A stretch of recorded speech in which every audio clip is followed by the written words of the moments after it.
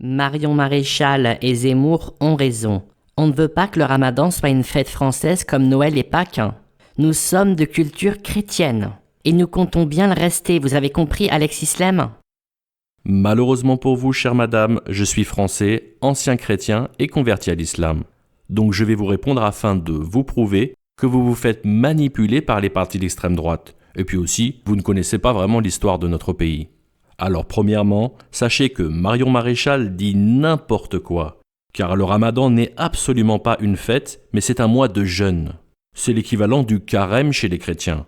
Le jour de fête, c'est uniquement le jour de l'Aïd, qui vient justement après le mois du ramadan. Et puis d'ailleurs, en aparté, nous musulmans de France, on n'a jamais demandé à personne que le ramadan soit une fête ou je ne sais quoi. Oui, passons, vous avez peut-être raison. Mais Noël et Pâques, ça reste des fêtes françaises, ok? Non justement, et je vais encore vous apprendre quelque chose. Noël et Pâques ne sont pas des fêtes françaises, mais des fêtes chrétiennes. Donc là encore, Marion Maréchal dit n'importe quoi.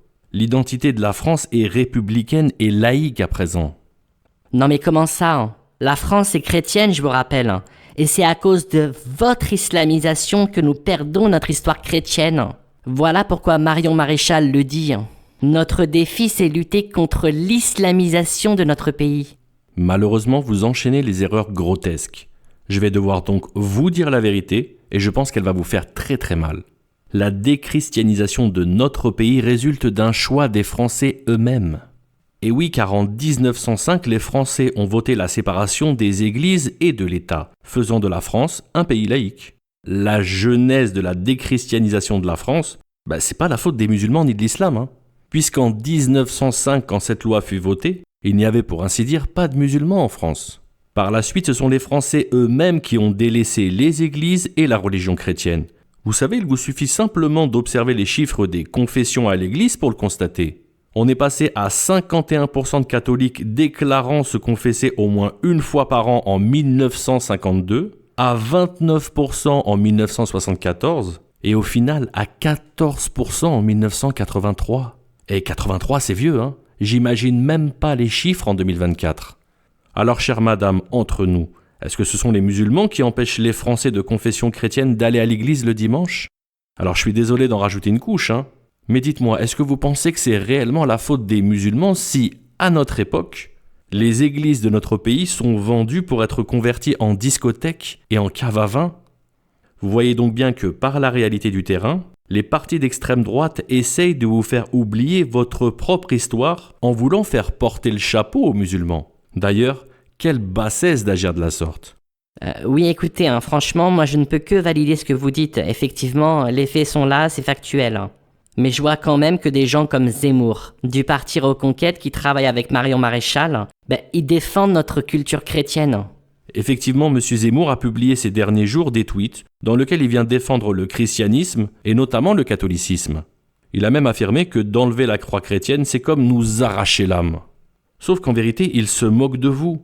Comment M. Zemmour peut être sincère dans ses propos alors qu'il a affirmé au micro de France Inter ceci, je le cite. « Oui, je le dis clairement, je suis contre Jésus-Christ.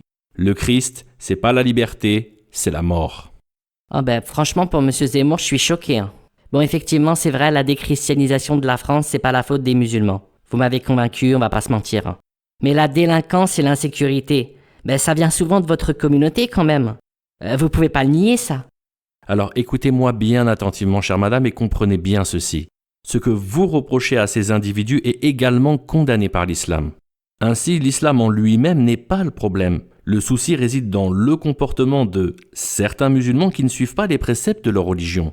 Parce que s'ils étaient vraiment fidèles à l'islam, ils n'agiraient tout simplement pas ainsi. La délinquance dans notre communauté doit être vue dans un cadre plus large de marginalisation sociale et économique, et non comme un problème culturel ou religieux. Pour conclure et pour être tout à fait sincère avec vous, en tant qu'ancien chrétien, je déclare sans hésiter que la réelle menace pour la France n'est ni l'islam ni les musulmans, mais plutôt ceux qui se réclament de la culture chrétienne tout en adoptant un athéisme pratique et en détournant la religion à des fins politiques, agissant d'ailleurs en contradiction complète avec les valeurs de leur propre foi. Vous savez, chère madame, la France envisagée par l'extrême droite est une France archaïque, qui ignore sa diversité.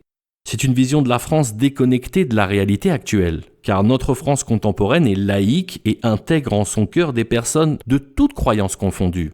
Les musulmans du quotidien n'ont pas à se sentir responsables du choix de nos ancêtres. Eux qui ont choisi il y a plus d'un siècle à présent la déchristianisation de la France. Et d'ailleurs, chiffre à l'appui, les Français eux-mêmes ont repris le flambeau en délaissant les églises et leur propre religion. Chère madame, je vous invite à ouvrir les yeux et puis aussi à fréquenter un peu plus les musulmans. Sincèrement, on est gentils, vous savez. Allez, prenez soin de vous et je vous souhaite une excellente journée.